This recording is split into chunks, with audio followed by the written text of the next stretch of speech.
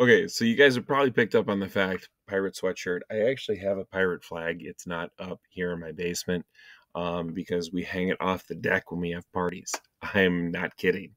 We also hang it up when we go camping. I'm into pirates. I think they're cool.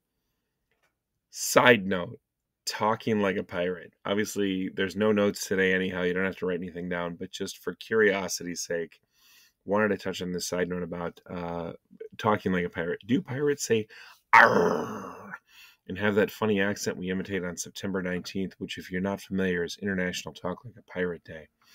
Short answer, unlikely.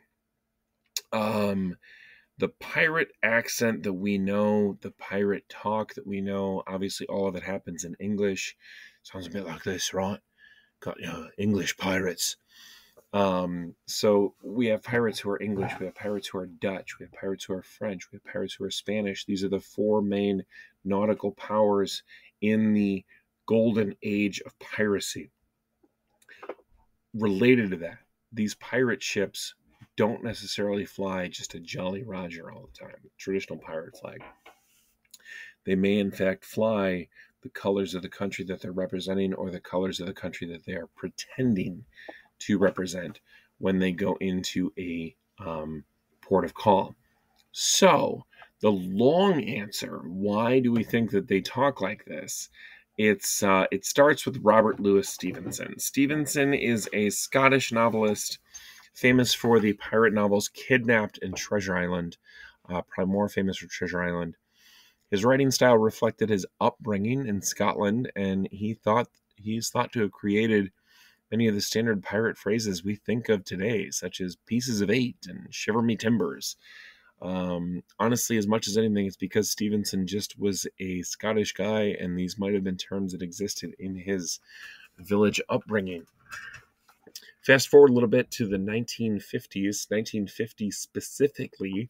People love to blame Walt Disney for messing things up, but usually Disney just repeated something somebody else started. And that's the case we see with Disney's Treasure Island. You can see it down here, the movie poster.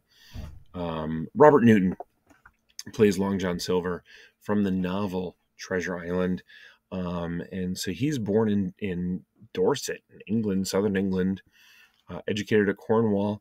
His pirate talk is really just based on his own British West Country dialect.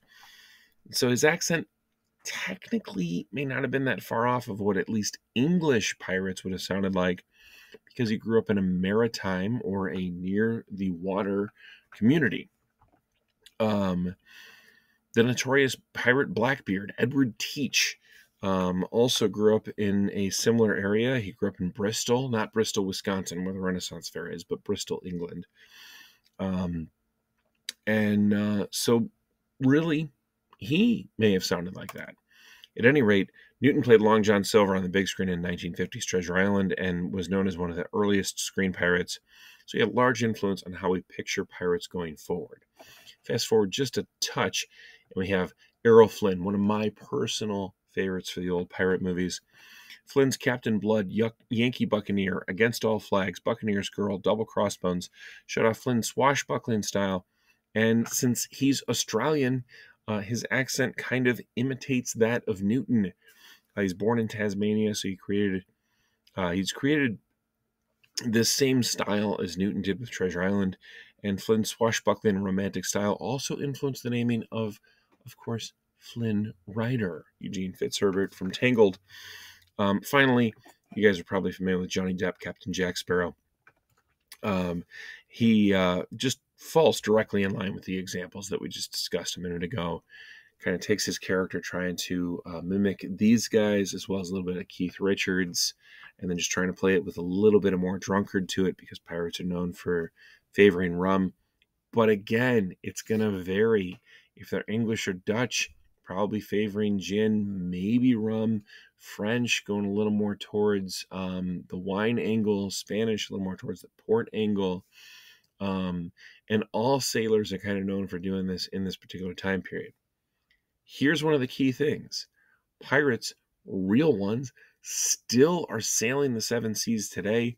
As mentioned earlier in this lesson, the film Captain Phillips with Tom Hanks, he actually is dealing with real pirates, and they look not that different from these guys, but they're using machine guns instead of just swords.